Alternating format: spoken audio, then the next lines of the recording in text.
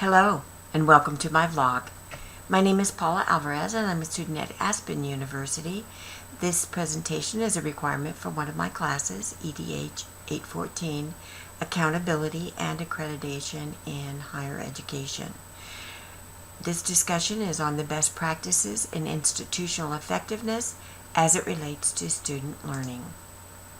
The agenda for this presentation is just an introduction to the concept, the importance of human resources and the impact on teaching and learning processes, fiscal resources and the impact on teaching and learning processes, and a few concluding thoughts.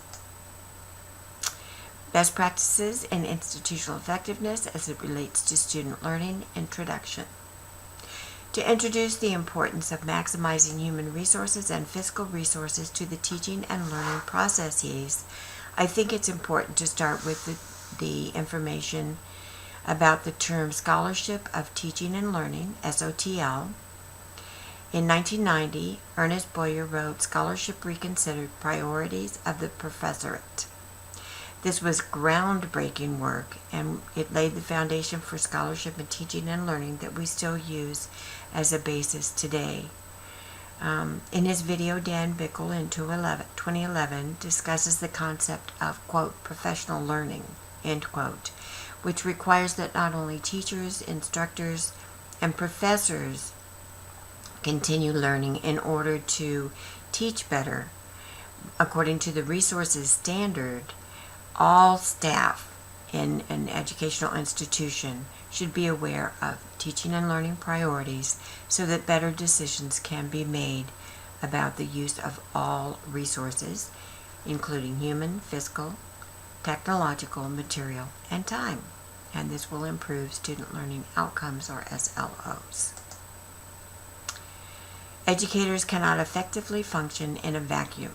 Educators must constantly update their knowledge, skills, and abilities to meet student needs.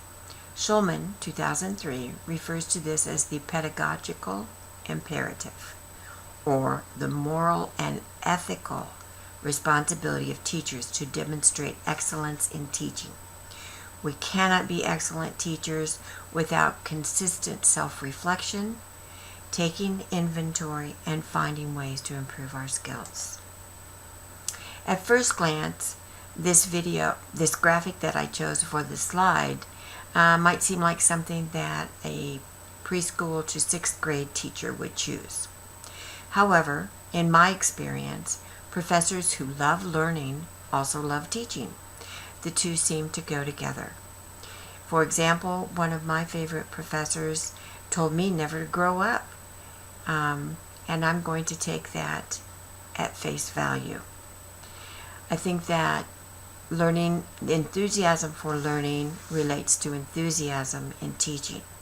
And how can we possibly maintain a high level of enthusiasm for teaching if we don't continually learn and if we don't love to learn? So the impact of human resources on teaching and learning processes is a hot topic in higher education today. And that's because of the demands from stakeholders to find out what faculty are doing with their time. Some stakeholders demand that faculty spend more time in the classroom, teach more students, and spend less of their time in producing research and publications.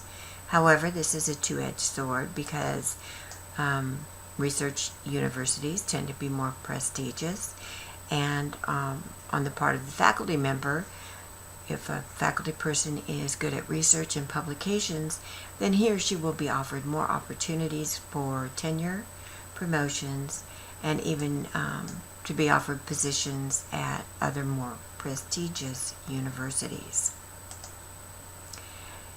Also in the Bickel video of 2011, he mentions that financial resources for higher institutions of learning are dwindling, and this is fact. The rising cost of higher education, combined with the demands for accountability and measurable, tangible student learning outcomes, means that institutions of higher education must make every effort to maximize the fiscal resources and revenue that they have available. People look at return on investment as far as, is my son or daughter as a student paying this high amount of tuition, is he going to be ready to find a job upon graduation?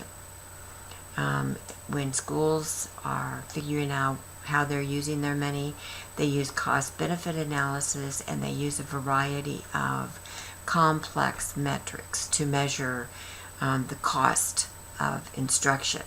Cost of instruction is the greatest cost to an institution of higher education. So, in conclusion, some say that the cost of education and student loan debt in the United States have reached crisis levels.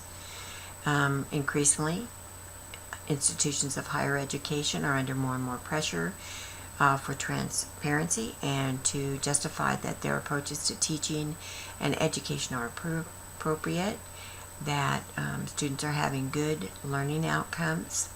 So the most important terms that I used in this presentation today are Scholarship of Teaching and Learning, SOTL, the Pedagogical Imperative, Cost-Benefit Analysis, Student Learning Outcomes, and Return on Investment.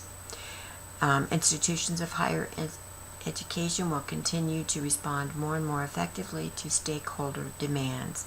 I'm going to scroll through the references kind of slowly, and thank you very much for your attention this evening, and I hope you learned something new. Thank you.